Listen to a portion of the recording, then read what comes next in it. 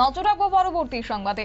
Mega রক্তদান শিবির ত্রিপুরা জেলা অখণ্ড সংঘের পক্ষ থেকে এবং যে বিষয়ে জানা গেছে যে জেলা অখণ্ড সংঘ ত্রিপুরার সম্মিলিত অখণ্ড সংগঠনের একটি শাখা অযাচক আশ্রমে এই মেগা রক্তদান শিবির অনুষ্ঠিত হয়েছে এবং যেখানে আজকে উপস্থিত ছিলেন বিচারপতি অরিন্দম লোধ, ছিলেন আশ্রমের অন্যান্য কার্যকর্তারা। এবং আজকের এই মেগা রক্তদানের শিবিরকে কেন্দ্র করে মোট 100 জনের উপর মহিলা এবং পুরুষ মিলে রক্তদানে অংশগ্রহণ করেছে। বিস্তারিত বিষয় কি রয়েছে শুনুন। আমি এখনই জানতে পারলাম 100 জন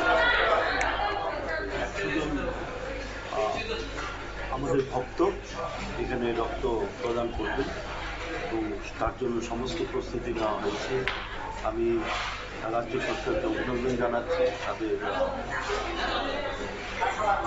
to extend their help to send the established persons, concerned persons from the establishment.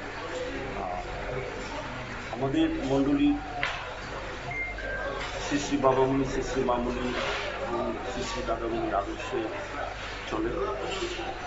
আমরা শ্রী শ্রী বাবামণি যে চরিত্র গঠন আন্দোলনে ডাক দিয়েছিলেন সেটাকে লক্ষ্য রেখে আমরা সমস্ত কাজে আমরা এগিয়ে এবং এই রক্তদান শিবিরও এই চরিত্র গঠন আন্দোলনের একটা পার্ট।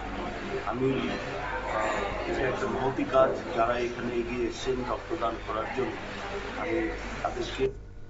আশ্রমের সদস্যের বক্তব্য আপনারা শুনলেন এবং পূর্ব ঘোষণা অনুযায়ী এবং আজ সকাল থেকেই সমস্ত রকম প্রস্তুতি নিয়ে নেওয়া হয়েছে। মেগা রক্তদান শিবিরকে কেন্দ্র করে প্রায় 100 জন পুরুষ এবং মহিলা আজকের এই রক্তদান শিবিরে অংশগ্রহণ করেছে। নিয়ে নিচ্ছে ছোট্ট একটি বিজ্ঞাপন বিরতির সঙ্গে থাকুন।